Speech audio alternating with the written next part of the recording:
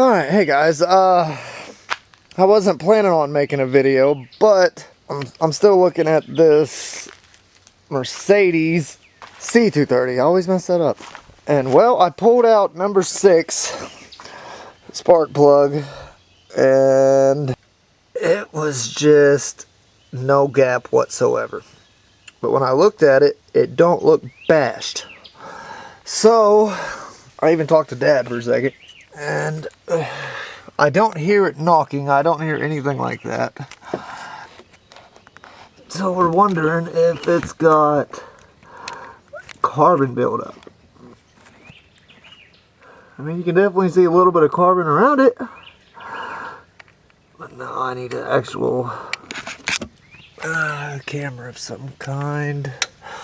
I need a way to look down there. But they make cleaners, they make a lot of stuff for this.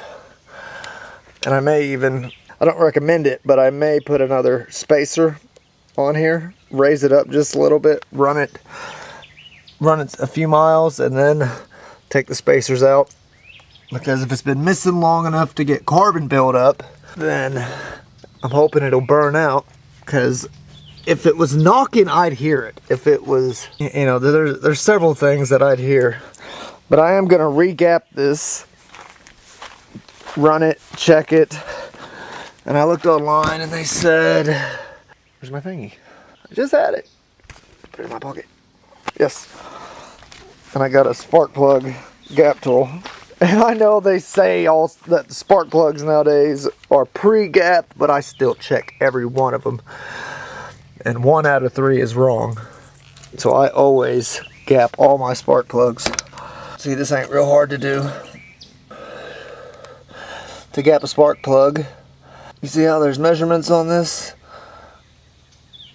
They said it's at 31 to 32, so there's 30. Then I want to go just 1, 2. And now I've got to bend it back off.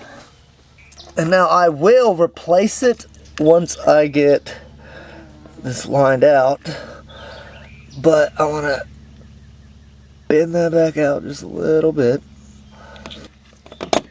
and then use this the rest of the way.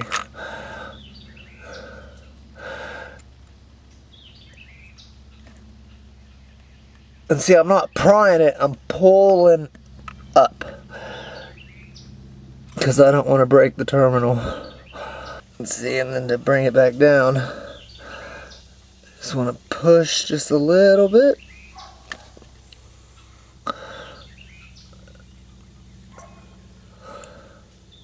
Right there.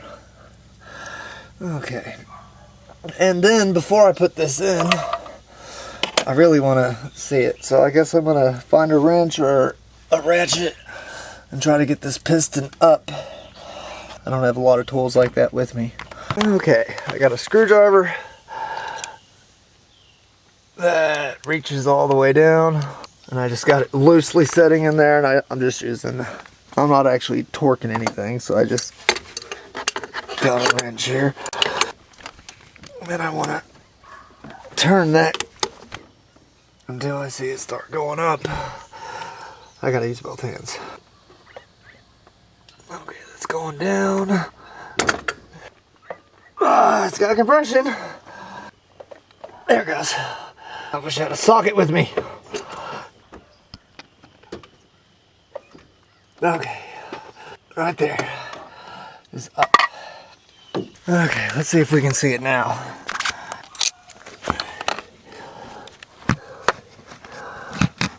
I mean, I don't really see anything. Yeah, I can kind of see some carbon. Yeah, you see that? All that carbon. Yeah. So I guess what I'm going to try to do, I need to get some like seafoam cleaner or some sort of cleaner. Get it revved up. I was looking, they were saying like 2,000 RPM or something. And then spray it in and let it clean out the system. But to start off with, I'm gonna, I think I got some throttle cleaner. Lubricant, yeah, carburetor and intake cleaner. I'm gonna unhook these coils, or coil packs. And then I'm gonna spray a bunch in there. stick a rag over it, and then turn the engine over and let it blow that mess right back out. To do that, I can't work one-handed. Okay, I'm gonna disconnect these coil packs, and you see they just pop off down and then pop off. All right, now I got all the coil packs unhooked so it won't start. And now I'm gonna take some of this intake cleaner and just stick it down in that hole.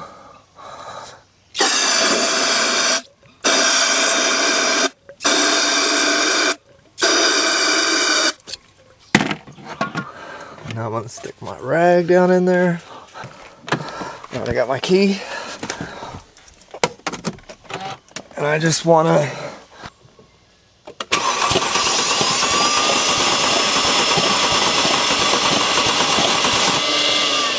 gonna do that a few times. And hopefully that'll clean it out. And I'm still gonna get some cleaner. But I can't do this one-handed. But yeah, that's what I'm doing. And I know Seafoam makes a cleaner for this that I'm probably gonna buy. And like I said, you rev it up to about 2,000 RPMs, hook into either the intake or hook into a vacuum line, and then purge it that way. But I'm just gonna do this a few times and then see if it does it again. Yeah, see, look how nasty that is. That it was blowing back out of the hole. And like looking down into it, it already looks a lot better.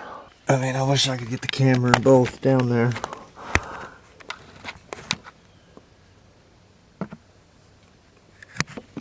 I know y'all can't tell, but it looks better. And like, look at that just nasty stuff that's come out of there. But I mean, trust me, it looks way better. So I'm just gonna do that a few times. And like I said, I recap the spark plug. I will check it for fire before I use it. And then we'll see if I get fire back on that cylinder. Alright, now, I know it's hard to see, but I did get it looking a lot better now. I can't get the camera in there good, but you'll just have to take my word for it. And I did run it for a second with it out. And then I filled it full of cleaner again and then ran it again with it out. So, since this spark plug was a little bashed, I don't want to replace it till I know that it's not hitting anymore. So, but I am going to check fire real quick. Alright, I need to start it real quick, and I'm just going to hold it like to there and make sure it's sparking.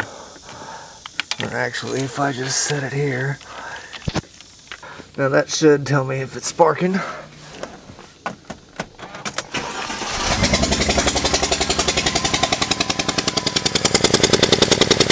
Yep, it's got fire.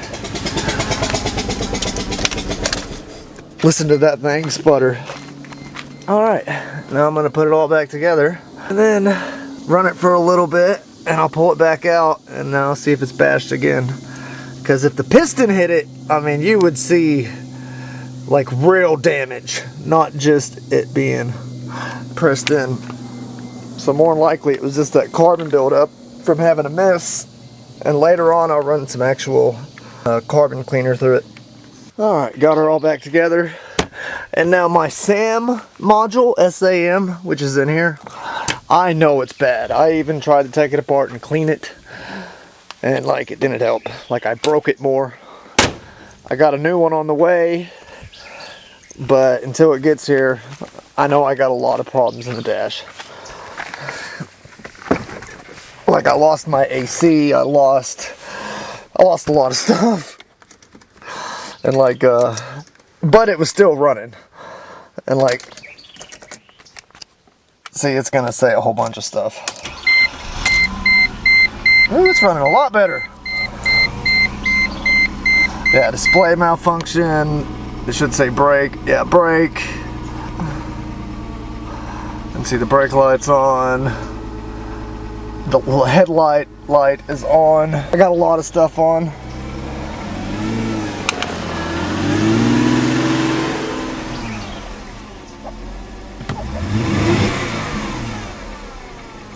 Oh yeah, she's running a lot better.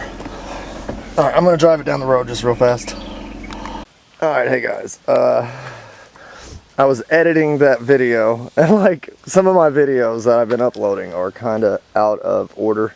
This video should have been between uploading the SAM modules, me cleaning it, and then me replacing it, but I did both of them at the same time editing.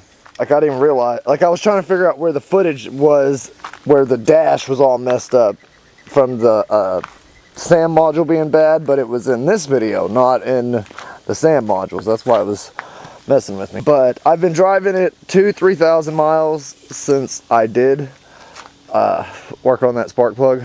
Like I said, I didn't record an ending to this video. About 3 days later, I did buy some of this. I didn't record putting it in.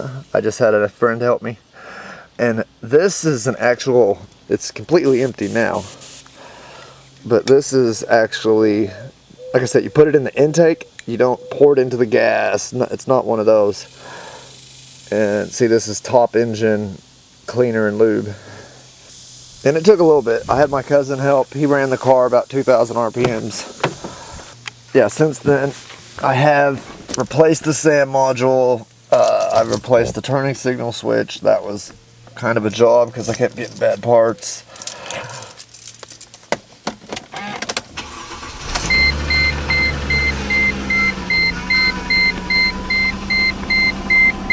Let's see, I've put on, just since I hit the trip, I've put on 1,100 miles. I drove it 3 hours away to like a family event. My AC's working again, everything's working again since replacing the SAM module. If you hear that whining sound, that's the that smog pump running. I do hear a little bit of a tapping sound. I don't know, since I ran this through it, I don't know if carbon's hitting that spark plug again or if it's just the lifters rattling just a little bit.